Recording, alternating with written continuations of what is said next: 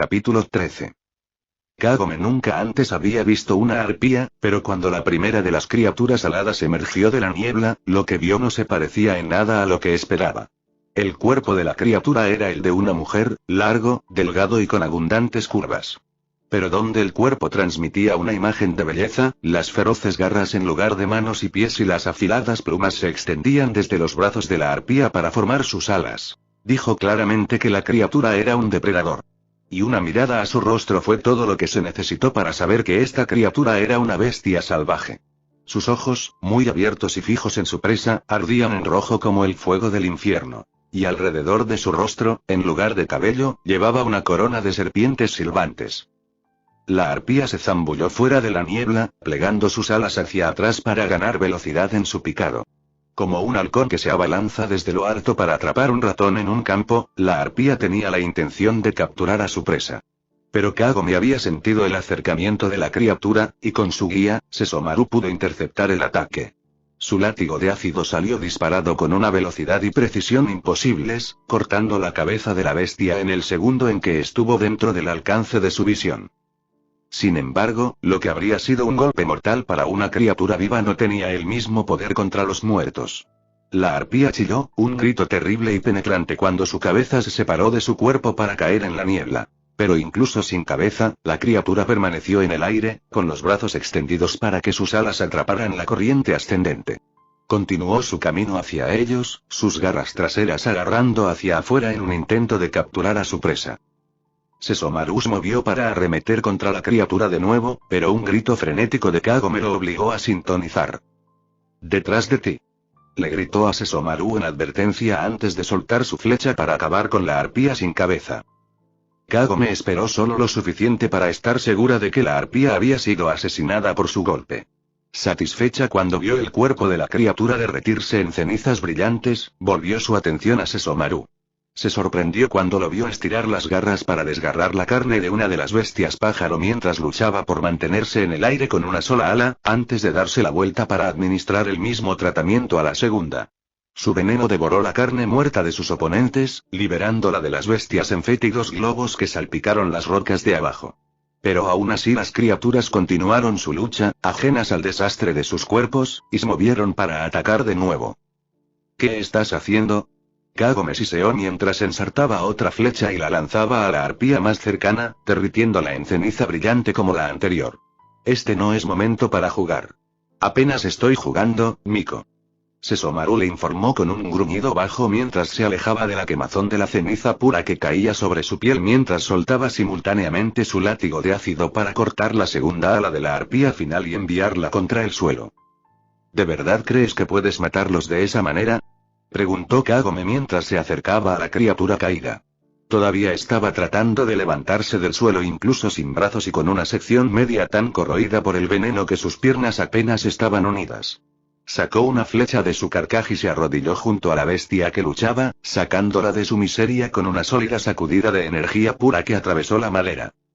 Cuando se levantó de nuevo, Kagome se tomó un momento para estirar sus sentidos para ver si había más amenazas inmediatas. Aunque los gritos salvajes que caían en cascada de la roca aún resonaban a su alrededor, las auras que sentía moverse hacia ellos todavía estaban algo distantes. Una vez segura de que tenía un momento de sobra, se volvió hacia Sesomaru. «Tus garras y tu veneno pueden funcionar contra los vivos, pero estas arpías ya están muertas. Cortarlas, romperles la carne y sus cuerpos, no servirá de nada». «Entonces, ¿qué sugieres que haga, Miko?», Sesomaru preguntó con un lento acento de indiferencia mientras sacudía los restos pegajosos de la carne de las arpías de sus garras. «No controlo flechas sagradas con las que purificar a mis enemigos». «¿Realmente no lo sabes?». Kagome lo miró incrédula por un momento, pero otra ola de inquietud chocando contra sus sentidos de Miko le dijo que su tiempo para charlar había llegado a su fin. Caminó hacia Sesomaru, señalando con la mano la dirección de donde vendrían las arpías, luego se puso detrás de él y preparó su arco. «Tienes 2 brazos y 2 espadas. Creo que ahora es el momento perfecto para que veas de lo que Tenseiga es realmente capaz». Captó la mirada menos que divertida de Sesomaru, pero solo le sonrió. «Vas a tener que decidirte rápido. Hay 3 que se acercan rápido y bajo, y 3 más que suben para zambullirse. sé lo bueno que eres con la espada, así que ahora solo tienes que trabajar en tu confianza. Sesomaru gruñó suavemente al amigo con molestia. ¿Cómo podía esperar que simplemente confiara en su conocimiento cuando sabía que Tenseiga era una espada que no podía cortar? Honestamente esperaba que él intentara una maniobra tan arriesgada cuando había 6 arpías convergiendo en su ubicación. Incluso perder el tiempo para hacer un ataque fallido podría significar problemas serios. Aún así, estaba seguro de que aún sería capaz de defenderse de las criaturas incluso si lograban estar dentro del rango de ataque, y dispuesto a dejar pasar a algunos para darle una lección al amigo si su ridículo plan fallaba como él suponía que lo haría. Sesomaru alcanzó uno de los colmillos asegurados en su calera. Se sorprendió un poco al sentir que Tenseiga surgía con un suave calor en el momento en que su mano tocó la empuñadura.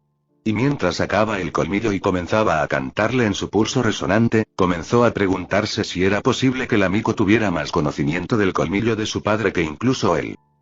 Entrante y la voz del amigo detrás de él hizo que Sesomaru entrara en acción. Se lanzó hacia adelante para encarar al trío que volaba abajo y que estaba emergiendo de la niebla. Vinieron hacia él en línea, uno tras otro en una formación básica para ataques sucesivos. Pero la sencillez de su ataque dio paso a la facilidad de su destrucción. Mientras avanzaban, Sesomaru movió contra ellos, el colmillo del cielo desgarrando sus cuerpos, uno tras otro. 3 gritos penetrantes saludaron sus oídos después del asalto, y cuando Sesomaru se giró para inspeccionar el daño, se sorprendió al descubrir que las 3 arpías habían sido cortadas y sus cuerpos sin vida yacían en montones arrugados contra las rocas. Una sonrisa peligrosa encontró su camino en sus labios cuando alcanzó el segundo colmillo en su poder y fijó su mirada en el cielo. En ambas manos podía sentir los cálidos pulsos de Tenseiga mientras lo aceptaban para ejercer su poder, un poder que recién ahora había descubierto. Cuando los vagos contornos de las arpías sumergidas entraron en su campo de visión, Sesomaru saltó del suelo para encontrarse con ellas. Habían tratado de atacarlo desde ambos lados, una táctica que habían usado y con la que casi lo lograron en su última visita a las montañas. Pero esta vez las cosas eran diferentes. Y con uno de los colmillos de su padre en cada una de sus manos, Sesomaru giró rápidamente en el aire, derribando a las arpías con una danza de espadas. Cuando volvió a sentarse en el suelo, Sesomaru miró al amigo para preguntar dónde estaba la última arpía. Pero la ceniza reluciente que caía a su alrededor le dijo claramente que había sido de ella. Ella le sonrió brillantemente, una sonrisa de calidez y alegría que lo hizo dudar. ¿Por qué no parecía estar burlándose de él por su desconfianza en ella o su mala fe en el colmillo de su padre, sino que parecía realmente feliz de que él finalmente tuviera el conocimiento por sí mismo? ¿Y ahora qué? Preguntó ella, la cálida sonrisa nunca abandonó sus labios. Sesomaru se tomó un momento para mirar a su alrededor y restablecer su orientación dentro de la niebla. El primer trío de arpías había venido desde la derecha, justo más allá de la caída en picado de los acantilados en esta sección del sendero. Pero rápidamente descartó la dirección del primer asalto, sabiendo que era solo la de un grupo de exploración. Si la primera oleada hubiera tenido éxito y se hubiera obtenido la presa, no se habrían tomado más medidas que la convergencia de las hermanas cercanas para el festín. Era el segundo asalto que había sido llamado a su ubicación por los gritos de la primera ola. Las hermanas habían venido de las cordilleras exteriores de la montaña, estaba casi seguro de ello. Aunque muertos, su patrón de ataque siguió siendo el mismo. Realmente fue simple. Todos los ataques se harían por la espalda, sin permitir nunca que la presa escapara de las montañas. Sesomaru giró hacia la dirección opuesta a la segunda ola del ataque de la arpía y comenzó a caminar. Kagome siguió el paso de él, confiando en que él lideraría el camino. Aunque sabía que sus sentidos se habían embotado, también sabía que el estratega y el táctico que era nunca se quedaría sin un plan. Se abrieron paso a través de la niebla lenta pero constantemente. Siempre preparados para la próxima ola de ataque que siempre se manifestaba en uno o muchos grupos de 3, y cambiando constantemente de rumbo para evitar trampas peligrosas o para dirigir su camino en la dirección que las arpías querían que fueran. Se adentraron más y más en las montañas empañadas, ascendiendo constantemente hacia las alturas imponentes. Varias veces Kagome se vio obligada a detenerse para recuperar el aliento. Cuanto más subían, más dificultosa se volvía su respiración y más difícil le resultaba mantener la concentración manteniendo la barrera estable a su alrededor. Sesomaru cedió a la necesidad de su descanso sin quejarse, y esperó paciente y en silencio cada vez mientras ella recuperaba la regularidad de su respiración y ocasionalmente tomaba un poco de comida de su mochila, al menos, trató de esperar en silencio. La Miko, sin embargo, no parecía saber lo que era el silencio. Creo que son como murciélagos, dijo durante una de sus paradas. Utilizan el eco de sus gritos para juzgar la distancia entre ellos y las rocas. Reaccionan en función del tiempo que tarda en llegar a ellos la onda de sonido de su voz. Es una habilidad llamada ecolocalización. Kagome hizo una pausa para tomar un bocado de su barra energética y tragarla con un trago de agua embotellada. Cuando volvió a levantar la vista, Sesomaru se había girado para mirarla, abandonando su búsqueda en la niebla. Ella se detuvo un momento para mirarlo. De repente se dio cuenta de lo tranquilo que parecía. Incluso aquí, en este miserable lugar donde sus sensibles oídos zumbaban constantemente con gritos estridentes que lo dejaban sordo a casi todos los sonidos, y su agudo sentido del olfato estaba bloqueado por la fría capa de humedad suspendida en el aire. Estaba tan tranquilo. Parecía casi como si no fuera él el que estaba de pie sobre la montaña, sino el que se inclinaba a sus pies. Parpadeó lentamente y apartó la mirada, encogiéndose de hombros mientras su vista regresaba a la comida en sus manos. Por otra parte, podrían usar algún tipo de detección de calor. He oído hablar de serpientes que pueden ver en el espectro infrarrojo. Tal vez de eso se trata el espeluznante asunto del pelo de serpiente. Sesomaru no le respondió, y Kagome no estaba realmente sorprendida. Era diferente cuando peleaba. Estaba motivado y concentrado, y ella respetaba eso. Pero aún así, eso no iba a impedir que al menos tratara de tener conversaciones con él. El silencio era molesto y, además, le gustaba hablar. No importaba tanto que solo respondiera cuando era absolutamente necesario, porque de alguna manera ella sabía que estaba escuchando lo que decía. No solo escuchándolo porque estaba cerca de ella y podía hacerlo, sino escuchando sus palabras. Terminó el resto de su merienda rápidamente y luego empacó sus cosas nuevamente. Sin embargo, antes de ponerse la mochila sobre los hombros, comprobó la hora en el reloj digital que había escondido en uno de los bolsillos. Eran casi las 2. Eso les dejaba con solo otras 4 horas de luz solar como máximo, y con la noche las nieblas volvían a helarse en el frío aire invernal. ¿A qué distancia crees que estamos de la reina?, preguntó mientras se levantaba. No nos queda mucho tiempo antes del atardecer. El anochecer no será un problema, Miko, le informó Sesomaru mientras miraba caminar de nuevo. Estamos cerca. No, no solo estaban cerca, casi estaban allí. Aunque las montañas habían corrompido su oído, eso no significaba que estaba sordo. Los gritos estridentes hacían imposible saber de qué dirección venían por la forma en que resonaban en la piedra, pero aún podía escuchar las vibraciones más profundas del pájaro reina. El sonido se mezcló con todos los demás, un pulso bajo colocado dentro de la máscara de los chillidos agudos y los vientos aulladores. Pero cuanto más se adentraban en las montañas, más fuerte se volvía el sonido y más frecuente sonaba. Ella había estado dando órdenes a sus secuaces, enviándolos después de su cacería. Ahora, sin embargo, los gritos de la niebla habían comenzado a desvanecerse bajo el acento grave de la reina. Estaban cerca. Estaban casi encima de ella. Pero los ataques de su trío se detuvieron. Durante casi 20 minutos no había lanzado otra ola de ataque. Ella estaba planeando algo, él lo sabía. Así que permitió que la Miko descansara, sabiendo que su batalla final en estas montañas estaba cerca. Kagome se detuvo repentinamente, haciendo que Sesomaru se detuviera y volviera a mirarla. Sus ojos estaban cerrados y sus manos se elevaban lentamente desde sus costados, con las palmas hacia afuera. Al principio, sus manos estaban tirando hacia atrás como si algo estuviera presionando contra ellas, pero lo apartó con un ligero movimiento de su muñeca antes de cerrar las manos y abrir los ojos para encontrarlas de él. Las paredes de los picos se están cerrando. El paso se estrecha más adelante, y se alinean en las paredes de arriba. Están esperando que lleguemos a ellos. Entonces no esperarán por mucho tiempo. Sesomaru reanudó su camino hacia el paso, y Kagome, con su voz de advertencia, simplemente se encogió de hombros y caminó detrás de él. Una vez en el paso, Kagome pudo sentir la presencia de las bestias pájaro a su alrededor desde arriba, pero aún así no se movieron.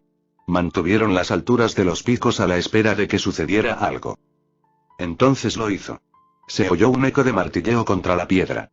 Era un latido, un pulso, un impacto que resonaba en el aire con tanta dureza como contra las rocas. Las nieblas se movieron salvajemente a su alrededor, siendo expulsadas en ráfagas de azotes lejos del ritmo. El ruido se hizo más fuerte, las pulsaciones más intensas, chocando contra las imponentes paredes como maremotos y liberando enormes secciones de roca para derrumbarse a su alrededor. El temblor de la piedra fue tan intenso que Kagome perdió el equilibrio. Sus pies resbalaron y estaba preparada para el impacto discordante del suelo. Pero nunca llegó. Antes de que se completara su caída, sintió el fuerte brazo que la envolvió por la cintura y la levantó. Para cuando logró mirar a Sesomaru, descubrió que los había movido a ambos contra la pared de roca. Levantó los brazos para estirarse por encima de ella, colocando las manos planas contra la piedra para protegerse contra el movimiento del suelo y las losas de roca irregular que caían desde arriba. Aunque la barrera de Kagome había estado desviando cualquiera de las rocas que habían descendido sobre ella, la avalancha empeoraba con cada pulso atronador. La cadencia alcanzó su punto máximo con un golpe final que rompió la piedra en un rugido ensordecedor. Secciones enteras de las paredes cedieron bajo el impacto, arrojando toneladas de escombros que se estrellaron contra la estrecha división. Los fragmentos masivos de piedra irregular los rodeaban por todos lados y desde arriba. Estaban enterrados bajo su peso, las pesadas rocas presionando con fuerza contra la magia de la barrera de Kagome. Se le cortó la respiración por el miedo, y por un momento su sentido de seguridad dentro del escudo protector de su barrera vaciló al saber cuánto peso la estaba presionando desde arriba. Miko, mírame. La voz de Sesomaru atrajo su atención hacia él. La barrera aguantará mientras no cedas a tu miedo. Kagome soltó el aliento que había estado conteniendo en un largo suspiro mientras permitía que sus miedos se quemaran dentro del oro fundido de sus ojos. ¿Está bien?, preguntó una vez que se hubo calmado. ¿Qué hacemos ahora? Sesomaru dio un paso atrás de la Miko una vez que estuvo seguro de que no dejaría que la barrera que los rodeaba se deslizara. A juzgar por el tono ahogado de los chillidos de las arpías, calculó que estaban cubiertas por al menos 4 pies de piedra por todos lados, y en algunos lugares eran más del doble. El colapso había sido sustancial, y Sesomaru no se habría sorprendido si un pico entero se hubiera roto bajo la fuerza de las alas de torbellino de la reina arpía. Solo había una forma de liberarse a esta roca aplastante. Fuerza pura y explosiva. Sesomaru se volvió hacia la pequeña Miko, debatiendo en silencio qué iba a hacer con ella. O la dejaba donde estaba, dejando que su barrera se llevara la peor parte de la piedra que caía mientras la sacudía alrededor de ellos. O podría traerla con él, levantándola por encima de la piedra y moviéndolos a ambos a través de la maraña de arpías que sin duda convergían sobre ellos hasta que alcanzaran tierra firme nuevamente. Difícilmente fue una elección. Y a pesar de sus reservas para llevarla con él a través de la transformación, se dio cuenta de que no le quedaban otras opciones muy atractivas. Aún así, era una maniobra arriesgada, y no estaba seguro de cómo reaccionarían sus poderes de Miko ante una liberación de energía tan fuerte de él. Si ella no podía controlar sus poderes, su atención se desviaría de la tarea en cuestión en un intento por controlarla. Y tal cosa era inaceptable. Iba a tener que dejar que su poder la alcanzara sin resistencia, dejar que él tomara el control, y tendría que confiar en que él no le haría daño. Kagome vio la mirada indiferente y evaluadora que Sesomaru le estaba dando, y entendió al menos parte de lo que estaba planeando. Es un trabajo bastante grande, ¿verdad? Un gran trabajo que requiere un youkai aún más grande. Es posible que vengas conmigo, le dijo lentamente, dejando que sus palabras se asimilaran. Puedo llevarte a los fuegos, pero no puedes luchar contra ellos o serás consumida. Debes abrazarlos. Y confía en que sigo siendo yo dentro de esas llamas. Los ojos de Kagome se abrieron en estado de shock. ¿Se estaba ofreciendo a llevarla con él a través de su transformación demoníaca? ¿Era siquiera posible? Pero ella podía ver la resolución constante que ardía en sus ojos y supo que sus palabras habían sido ciertas. No solo era posible que él la llevara con él, sino que no le haría daño incluso si ella se entregaba por completo a él. Puedo hacerlo, le dijo en voz baja. Miko, no subestimes lo que esto significará. No somos iguales. Nuestros poderes chocan como la noche y el día. Cada fibra de tu ser te gritará que protestes contra mí, que liberes tu poder y pelees conmigo. ¿Sabías que en el espacio no hay noche ni día? Preguntó mientras se acercaba a él. Solo hay tiempo. Ella levantó la mano de su costado, colocándola suavemente contra su pecho. Conozco el tiempo, dijo en voz baja mientras levantaba los ojos para encontrarse con los de él. El tiempo me ha permitido ver y sentir muchas cosas que ni siquiera había sabido esperar. Y en este momento, el tiempo me está dando otra de sus bendiciones. Ella sonrió tímidamente, confío en ti, Sesomaru. En este momento, en este lugar, sé que no dejarás que me pase nada malo. Sus palabras fueron como una cálida manta seguida de ser arrojada a un lago de hielo. Ella confiaba en él, pero solo hasta ahora. En su futuro, en el tiempo del que lo conocía. Ella no confiaba en él. ¿Por qué? ¿Por qué estaría tan alejado de ella después de todo lo que estaban pasando? ¿Por qué permitiría sus dudas cuando sabría lo que había hecho por él ahora? ¿Era posible que su yo futuro no hubiera experimentado lo que era ahora? ¿Era posible que la conversación circular del amigo sobre la línea de tiempo fuera defectuosa y que en realidad estuvieran cambiando su futuro mientras caminaban por su camino en este viaje? ¿Qué debo hacer?, preguntó Kagome en voz baja, sacando a Sesomaru de sus pensamientos y concentrándolo en el presente. No hagas nada, Miko. Le dijo mientras envolvía sus brazos alrededor de su cintura y la acercaba a él. Simplemente ven conmigo. Él movió su hombro permitiendo que su pelaje cayera sobre ella, envolviendo el largo pelaje con fuerza alrededor de su cuerpo y colocando el extremo en sus manos. Al igual que las marcas en mi piel, el patrón de mi pelaje me identifica. Corre en un patrón similar a través de mi espalda y hombro derecho cuando estoy en mi verdadera forma. Agárralo fuerte, tan fuerte que cuando salgas de los fuegos todavía estarás aferrándote a él con firmeza. Kagome desvió la mirada hacia el pelaje en sus manos por un momento, pero después de asegurar su agarre en el pelaje de seda, volvió a mirar a Sesomaru, expectante, esperando. Observó su expresión con curiosidad por un momento antes de darse cuenta de que era lo que estaba esperando Namiko. Ella estaba esperando el cambio. Ella quería ver cómo sucedía. No tenía miedo de la bestia que yacía oculta dentro de él, y estaba esperando verla revelada. ¿Estás listo?, preguntó, aunque estaba seguro de su respuesta. Observó cómo la chica asentía levemente, sin apartar los ojos de su rostro. Luego bajó los ojos de los de ella, permitiéndoles cerrarse lentamente mientras invocaba los poderes salvajes de su bestia. Surgieron a la superficie al instante, rodeándolos en un manto de fuegos danzantes, un infierno salvaje de poder puro. Sus ojos se abrieron de golpe y se enfocaron en la chica en sus brazos por última vez, pero ya no eran plácidos dorados porque ahora quemaban el rojo carmesí de su bestia. No tengas miedo.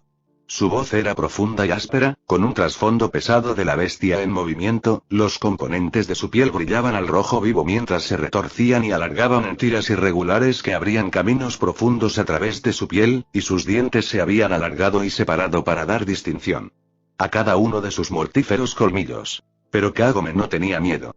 Ella le sonrió, luego cerró los ojos y se inclinó hacia adelante para descansar contra su pecho, entregándose a él con total confianza. El calor del infierno atravesó su cuerpo, encendiendo sus sentidos y alentándola a unirse a ellos en su baile salvaje, pero Kagome se contuvo. Respiró profundamente, dejando que el calor la envolviera, dejando que los fuegos la llevaran sobre ellos mientras se retorcían y se agitaban a su alrededor. Cada parte de su ser se llenó del calor abrasador. Fluyó a través de sus venas y bailó sobre su piel, desgarrándola por dentro pero sujetándola firmemente por fuera. Ella dejó que sucediera, todo. Dejó que los fuegos se apoderaran de ella, alejando cualquier pensamiento o impulso de luchar contra ellos.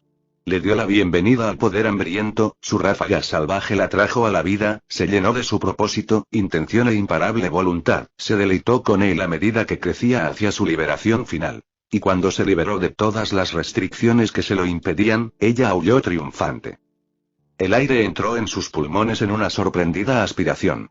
El impacto del aire helado aparte del calor consumidor hizo que Kagome abriera los ojos con asombro.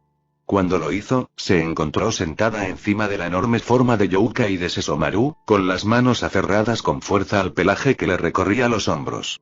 Se podía escuchar la piedra rompiéndose, desmoronándose lejos de él en todas las direcciones, arrojada hacia atrás por la increíble fuerza de la transformación. Volvió a jadear cuando lo sintió moverse, los músculos de su espalda tirando debajo de la gruesa capa de piel, pero el movimiento la devolvió a la realidad. Kagome parpadeó rápidamente para arrancar su mente y su cuerpo de las sensaciones de lo que había sucedido. Pero incluso cuando se reconectó con sus poderes de Miko para levantar su barrera a su alrededor y puso su arco en sus manos, de sus ojos, que aún ardían con el recuerdo de la caricia acalorada de los fuegos danzantes, se le escaparon las lágrimas que no pudo contener. Lágrimas de los eufóricos.